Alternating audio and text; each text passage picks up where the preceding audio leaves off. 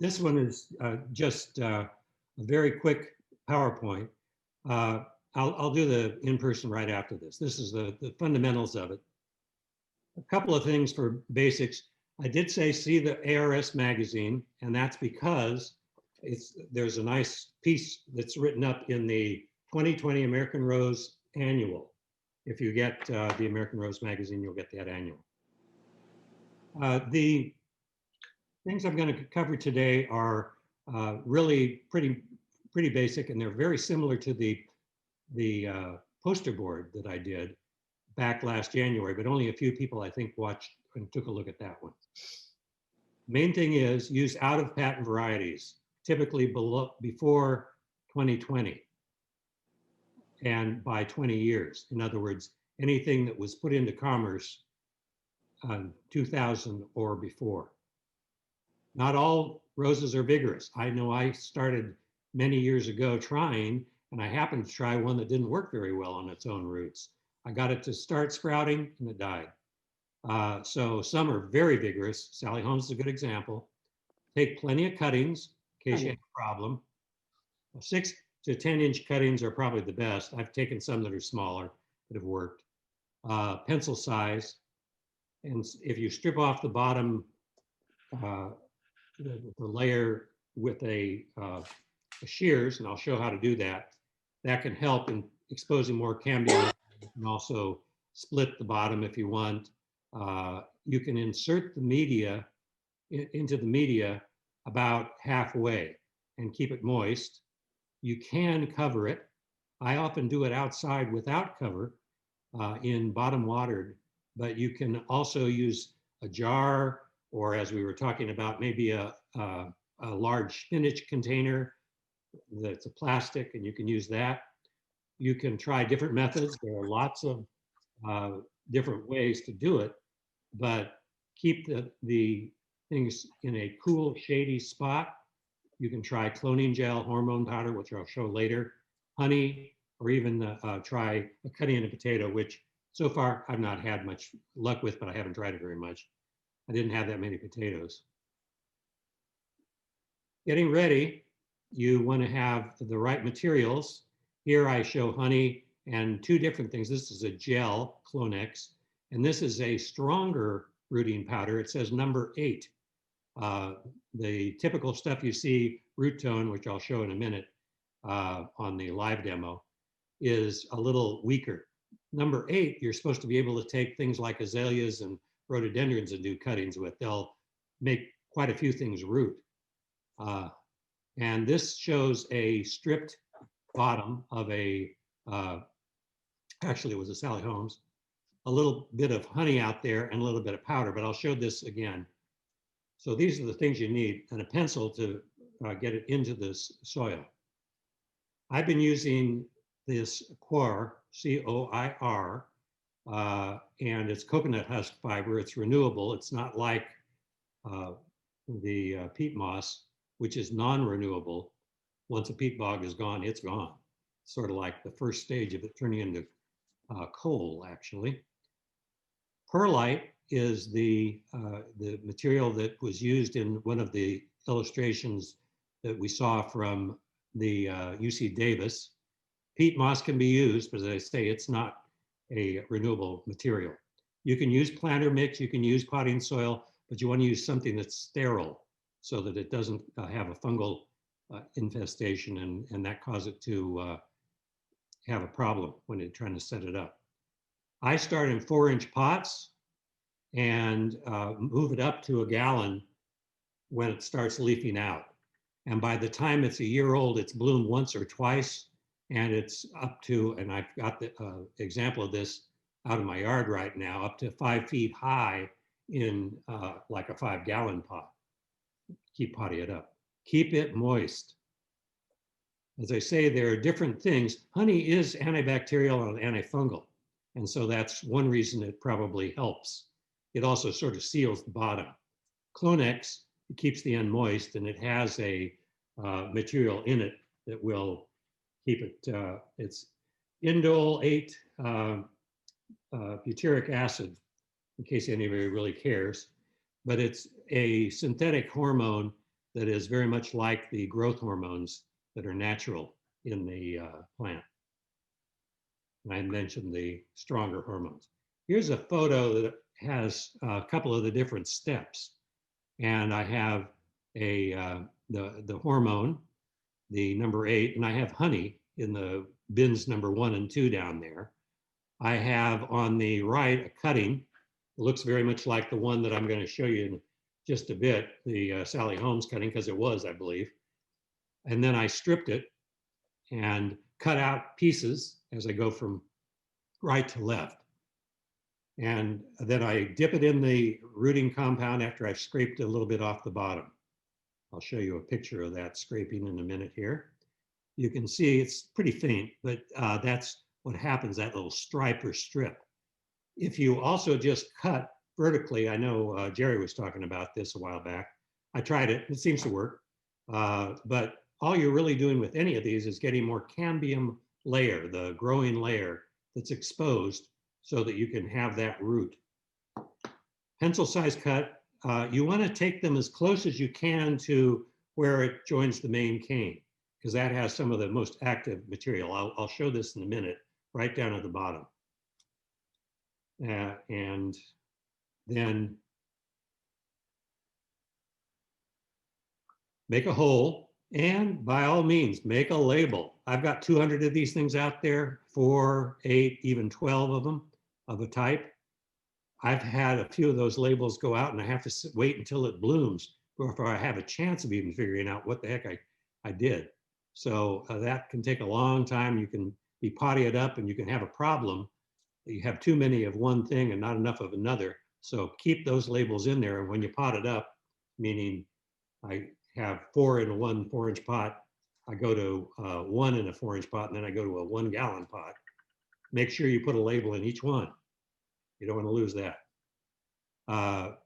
Do a label even if it's something like grandma's favorite red rose, because you'll never figure out what it is later. I do have a mist system in a greenhouse. That's what they use commercially. Yeah, most people don't have that, but it does work faster. In fact, this is a picture of some sprouting in a greenhouse after about a month. The one I took today, I put these, and you can see that they're starting to sprout already down here. I put these in the greenhouse about 3 weeks ago, and already it's starting to sprout. You don't want it to get ahead of the rooting, but if you keep it misted like this and warm, like it is in the greenhouse, especially today, it'll really root fast. That's why you cover them. A lot of people cover them with a plastic baggie, a jar, or some kind of plastic enclosure. After about 3 months, this is what I got last year. And this happened to be, again, a Sally Holmes, which roots nicely. But this was about 1 inch in each direction.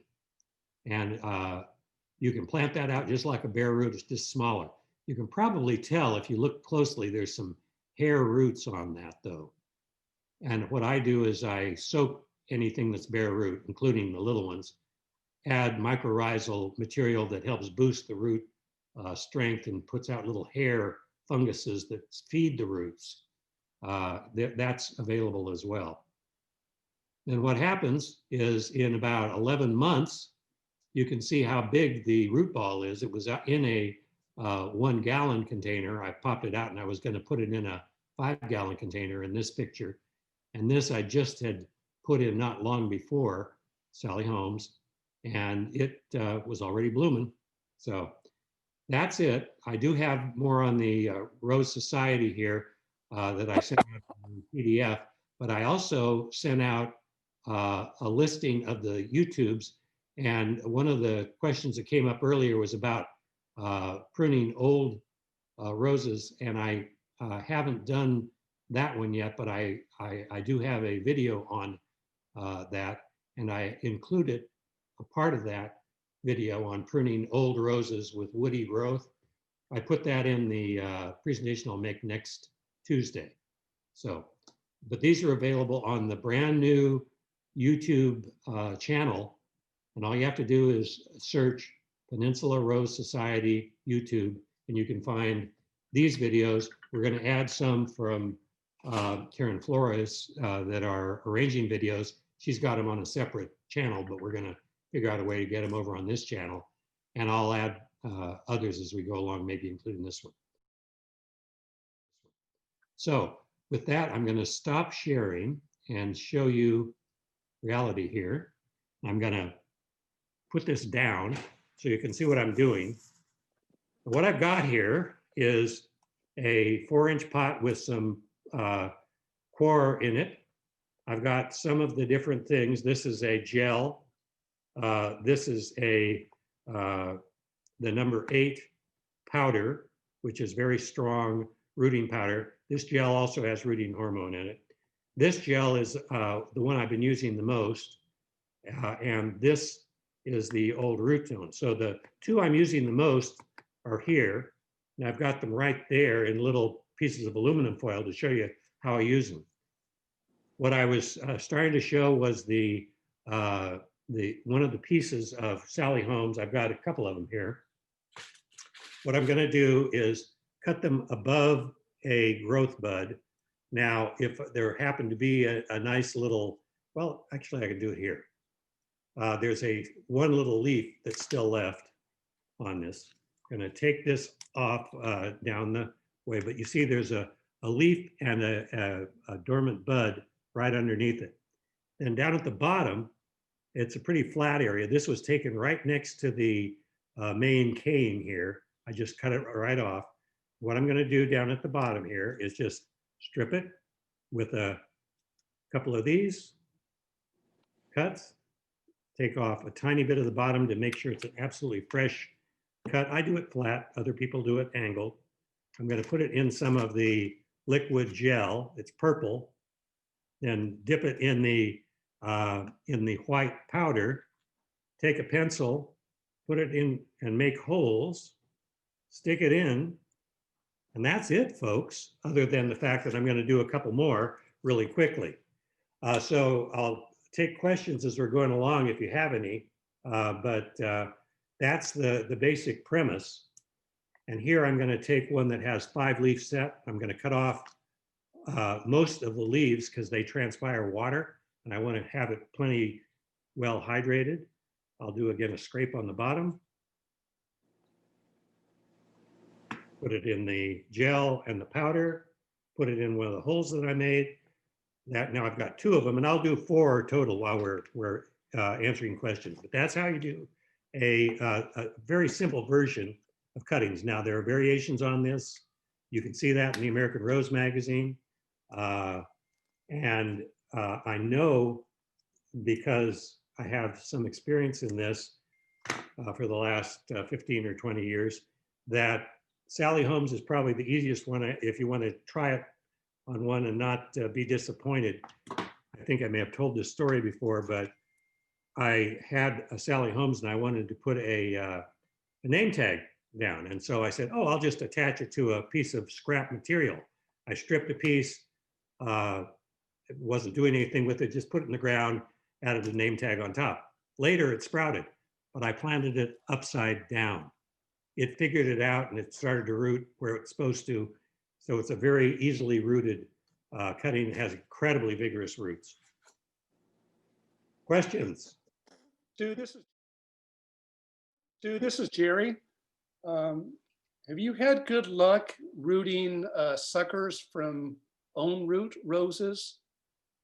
Suckers? If you dig down and grab a sucker and get some of the root, would you just do it with the root, or do you cut it again? I've done both. There are a couple of roses, and I'll give you the example of Escapade, which I literally just pulled out a big one because I had to plant something else. But I've had that one sucker off to the side, and I've dug it up before, and it works just great that way. I've also had suckers that I tried out to root intentionally, Dr. Huey. I got some Dr. Huey if anybody wants them, because they grow really well off their own. So I've tried it both ways. Thank you. I had a question, Stuart. How long do you soak your cutting in Microrhizal? I don't. That's powder, and you just dust Oh, and again, I'm not dusting the cutting the way it looks, where it's like this.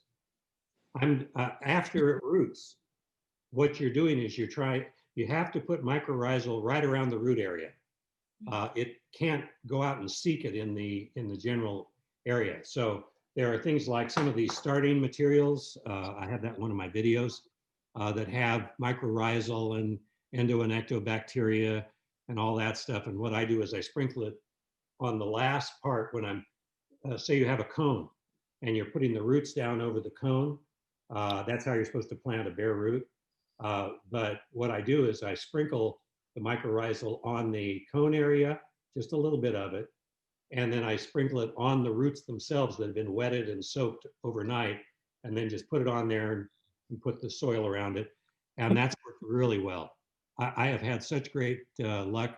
My only problem has been roses that are a little too large and too vigorous sometimes. oh, thank you. I just had, go ahead, Jen. Well, I had a comment, Stu. At the Empire Mine in Grass Valley, we had, I think, 600 roses. It's all old roses. And for about 6 years, I was on the propagation team. And people cut down the roses and put them in garbage cans and labeled the garbage cans what rose they were. And they would bring them back to us. And many years, it was snowing. It was in the snow or snowing. And the potting soil was in a mound and was half frozen. This is cold work. And that's why I'm telling you, it doesn't really matter, because we would do pretty much the same way that you did it there, except that when you're doing hundreds of roses, we had a routine, as it was cut flat at the top and an angle at the bottom so that people didn't get them upside down. But it's amazing. We didn't have greenhouses or anything, and we do about 300 of them in a couple of hours, about 8 or 9 of us. And they sat out there in the snow. They did great. In the September, when they had the big open house, we sold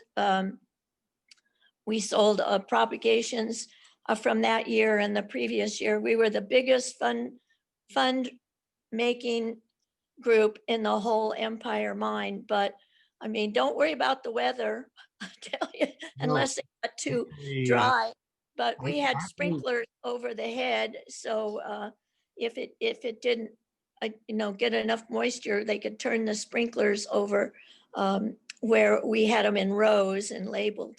But I mean, it was fun, but it wasn't so fun when it was snowing.